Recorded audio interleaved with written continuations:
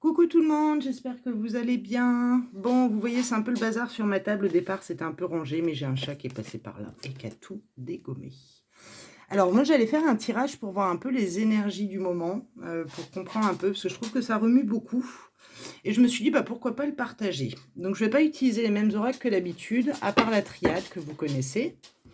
Je vais utiliser en dernier le chemin de l'éveil, qui je trouve est un oracle très intéressant sur le plan du développement personnel, spirituel, etc. Je vais également utiliser l'oracle d'Anka, que je trouve aussi très sympathique, et l'oracle de la voix des âmes, qui est aussi très sympa. Alors, je ne les connais pas, ils sont tout neufs, ils sont tout doux, ils sont tout beaux. Donc je vais essayer, je vais les expérimenter avec vous autour d'un tirage énergétique. Je les ai déjà utilisés pour d'autres choses, mais voilà, on va les tester. Et je voulais aussi vous dire, avant que j'oublie, je l'ai mis dans la communauté, mais c'est une date qui n'arrête pas de me revenir. C'est venu pour un ami au départ, et en fait, la date continue à me revenir en tête, donc le 10 octobre 2022. Je ne sais pas ce qui va se passer, je ne sais pas si c'est vibratoire, si c'est énergétique, si c'est un changement majeur au niveau vibratoire et énergétique, un changement majeur en termes d'énergie consommée, ou un événement majeur tout simplement, mais je ne sais pas, ça me focus sur le 10 octobre. Donc, à voir. Qu'est-ce qui va se passer, si c'est en termes général, si c'est personnel ou si c'était propre à mon ami, mais je ne sais pas. Il y a un truc qui me chatouille sur le 10 octobre. Alors, on va commencer par 4 cartes de l'oracle de la triade, donc pour nous éclairer sur les énergies en cours, voir qu'est-ce qui nous traverse, quels sont les, voilà, les gros thèmes et les grosses... ce qui se passe sur un point de vue énergétique. Je ne sais pas pour vous, mais c'est comme si on était en train de devoir traiter des choses qu'on avait laissées sous le tapis, des vieux dossiers personnels, professionnels, la santé, tout. Et c'est comme si tout était en train de sortir pour être traité de manière un peu plus forte que d'habitude, de sorte d'aller vraiment dans le traitement de tout ça et d'aller vraiment se soigner, se guérir ou opérer les changements dont on a besoin d'opérer. Non, qu'on a besoin d'opérer. Alors, on est parti. L'oracle de la triade. Merci de nous donner 4 cartes. Alors, la coupe. La tentation. Alors, la tentation, ça va être tout ce qui relève des pensées toxiques. Ça peut relever aussi des virus, des bactéries, des choses où on cherche un peu... alors, le mensonge, c'est la dualité. Alors, la tentation, ça peut être des virus, ça peut être de l'adultère, ça peut être de la trahison. Ça peut être également des attaques énergétiques, des parasitages énergétiques. Voilà, ce que nous dit la triade déjà avec la tentation, on est vraiment dans cette dynamique où peut-être que nos... Ça peut être aussi des choses qu'on a en travers et qu'on a besoin de travailler. C'est ce qu'on peut appeler communément des défauts aussi, vous savez, les 7 péchés capitaux. Ça peut être des choses qu'on a à travailler, tout simplement aussi, d'arrêter de se voiler la face, donc à titre personnel, par rapport à ces choses qu'on entretient à l'intérieur et qui ne dépendent pas de l'extérieur, mais qui dépendent de nous-mêmes. D'arrêter de se voiler la face et de se mentir et d'aller objectivement se regarder dans la glace et de se dire, ben ouais, là, des fois, je suis un peu jalouse, ou des fois, je suis un petit peu trop colérique, ou je suis un peu trop impulsif, etc., etc., pour aller comprendre pourquoi il y a ces réactions-là, déjà, et les transcender, les guérir. Et le mensonge, c'est aussi une période, donc si on va sur un point de vue plus général, une période de mensonge, d'accélération d'un coup, d'un côté de l'accélération des prises de conscience sur soi et sur le reste, et en même temps, c'est comme si les masques tombaient, où il y avait des gens qui essayaient toujours de mentir, mais qui ne parvenaient plus à mentir comme ça pouvait être le cas avant. Ça peut être aussi des choses qu'on s'entête à vouloir cacher, à vouloir... ouais, c'est une période de trouble et de flou, de distorsion des vérités, de distorsion des valeurs. Alors là, je regarde si j'ai une... Voilà, c'est plutôt le fait d'être mal intentionné quand on regroupe les deux. Voilà, c'est les moralités douteuses, c'est tout ça. Donc on va voir qu'est-ce qui va se passer avec ces pans, du coup. Comme ça, c'est la coupe, ça nous éclaire sur une partie, mais pas sur tout. Alors, je vais essayer d'aller vite parce que j'ai pas beaucoup de temps. Alors, 1, 2, 3, 4. Voilà, donc c'est ce que je vous disais. On prend conscience, on découvre de ce qui, dans ses pans négatifs, nous alourdit au niveau du plan de l'âme, au niveau du chemin de vie que l'âme a décidé d'opérer. On découvre, on met en lumière, on apprend sur soi, on se déculpabilise aussi d'avoir ces travers, puisque ce sont des travers humains, encore une fois. Après, c'est la dose qui fait le poison, merci. Mais effectivement, je pense qu'il y a des choses qui vont être mises en lumière, des choses qu'on découvre sur soi, sur les autres. Voir qu'est-ce qui soumet l'âme aussi à des choses qui ne sont pas justes pour son plan d'évolution au travers de l'esprit.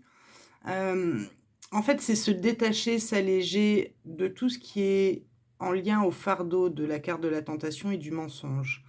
On prend conscience, on libère, on observe et on transmute. Mais il y a effectivement dans cette période des choses assez lourdes quand même au niveau énergétique qui sont représentées par la tentation et le mensonge.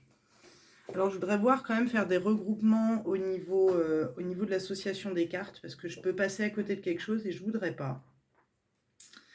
Alors, donc c'est une période de chantage aussi avec la pénitence. Beaucoup de chantage affectif, de chantage pratique. Hein. Donc on peut être amené à voir du chantage à différents plans de notre vie, que ce soit au niveau personnel ou général. Hein. Et puis une grosse tendance à l'exagération aussi. Hein. Quand on associe la pénitence avec le mensonge, c'est une tendance à l'exagération, à tout ça, ce qui peut procurer chez certains d'entre vous, les plus sensibles, beaucoup de culpabilité. Donc ça, c'est ce qui sort au niveau de l'association, donc de la tentation avec la pénitence en croisement avec le mensonge. Par contre, l'âme est une carte qui va représenter un idéal d'absolu, qui va les représenter, j'essaie de ranger mon bazar aussi, de représenter voilà, l'idéal d'absolu, la mission de l'âme, et hop, on redémarre ce qui doit être mis en place pour le bien-être de l'âme.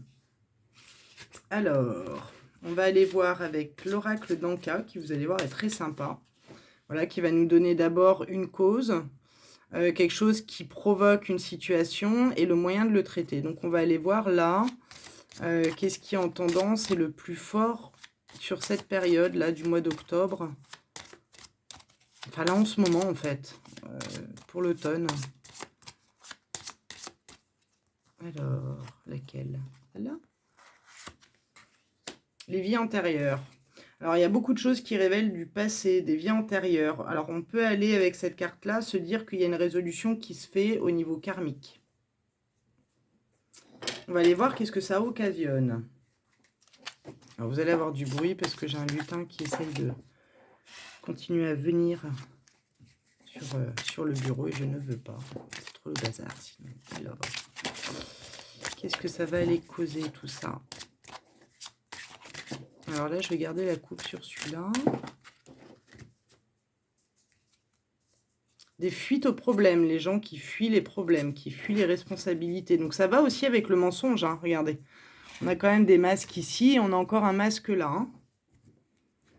Et la mort traumatique. Alors comment on peut... Ok, la période est tellement forte qu'en fait... Il peut y avoir carrément des fuites devant les responsabilités et des gens qui cessent des relations, qui coupent des liens parce que c'est trop fort en fait présentement à vivre et du coup on va aller stopper des relations ou stopper des actions, des événements qui brouillent, qui font que ça réveille des vieux traumas et où les personnes ne sont peut-être plus enclins à pouvoir prendre ces traumas en pleine face. Donc ça invite à traiter les traumatismes qui occasionnent des coupures dans les relations, dans le travail. C'est comme s'il y avait des gens qui d'un coup allaient stopper des relations, que ce soit amicales, familiales, professionnelles, sur lesquelles il y avait déjà eu auparavant des choses qui avaient été prévenues, on avait prévu de le faire, etc., qu'on avait prévenu que cela pouvait arriver et on met en place du coup le positionnement. Et ça me fait écho parce que je connais beaucoup de gens dans cette situation, donc en fait le jeu me ramène sur ça et sur des vies antérieures. C'est-à-dire qu'on va quitter des gens avec qui on avait des choses à traiter au niveau karmique et antérieur pour se rapprocher avec l'âme ici vers des relations qui vont être plus saines, qui vont être plus justes au regard de notre évolution. Alors ici, qu'est-ce qu'on nous propose comme technique? se faire aider d'un thérapeute. Donc un thérapeute, il peut être énergétique, il peut être, comment dire, ça peut être un psychologue, ça peut être comment dire, un conseiller, un coach de vie. Voilà, l'idée, c'est d'aller se faire aider avec un thérapeute qui va pouvoir un petit peu ici remettre de l'ordre dans le mental et qui va pouvoir aussi nous permettre de fuir, mais fuir plutôt, d'affronter la problématique en prenant une décision qui sera juste, de plus aller dans la tendance de la fuite et d'anéantissement, hein, fuite et anéantissement par la mort traumatique. Un thérapeute va pouvoir aider à mettre le verbe et à trouver une solution, si vous voulez, aux problèmes qu'on a tendance à fuir. Donc une compréhension, dans un premier temps, il va pouvoir apporter une compréhension et ensuite un outil pour se libérer des problématiques qui sont trop lourdes à gérer. Alors, on va aller voir ce que l'oracle de la voix des âmes a à nous dire.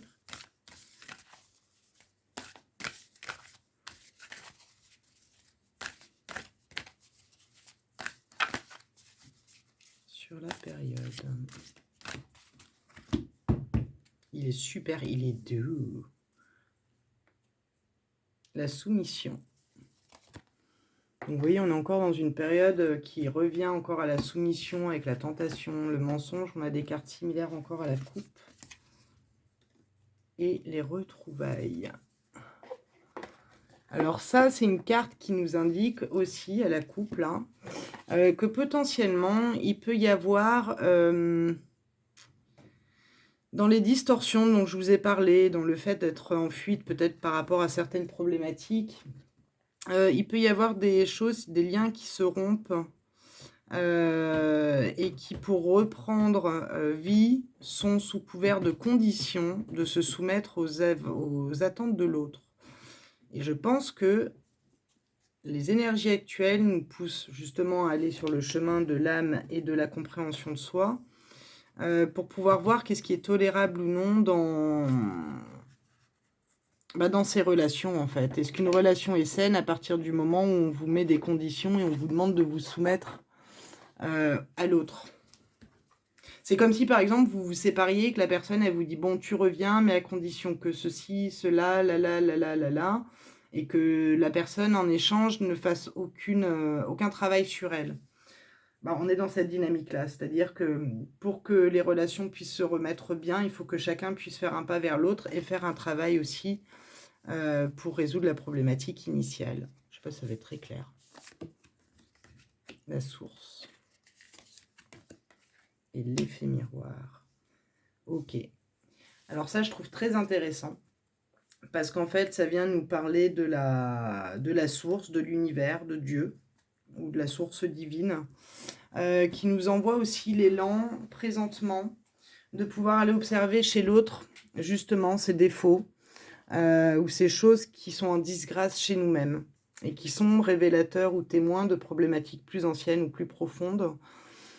Donc j'ai l'impression que en effet de synchro avec les autres cartes, là ça vient nous dire, le côté positif de tout ça, c'est que vous pouvez observer chez l'autre des dysfonctionnements qui sont présents en vous-même, et qu'est-ce que vous allez pouvoir conseiller à l'autre à ce moment-là.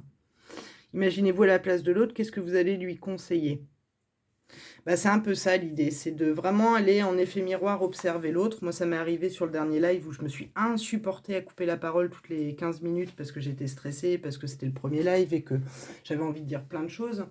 Mais j'ai reproduit un schéma que je ne supporte pas chez les autres et je me suis rendu compte que j'avais moi-même ce trait-là, à avoir tendance à couper la parole ou autre. Donc c'est un exemple d'effet miroir. Par exemple, je sais pas, vous allez voir quelqu'un qui est impatient en permanence, ça va vous gonfler. Et peut-être que vous-même, vous êtes dans cette impatience, mais que vous ne la verbalisez pas. Peut-être que vous l'êtes, mais vous ne le voyez pas tel quel. Voilà, en effet miroir, ce qu'on peut dire. En exemple. Alors, ensuite, nous allons voir. Alors là, je vais lire les chemins de l'éveil. C'est la carte, ça va être un peu la cerise sur le gâteau. Ou le pompon sur la... Le pompon sur quoi? Je sais plus où il est le pompon. Sur la Garonne? Je sais plus où est le pompon. Allez, la carte de l'éveil. Quelle est la carte de l'éveil qui correspond le mieux aux énergies présentes pour l'automne? Il n'y en a pas une qui a sauté, non? Allez. Ah si, il y en a une qui s'est retournée. Bon, on va prendre celle qui s'est retournée. La distance.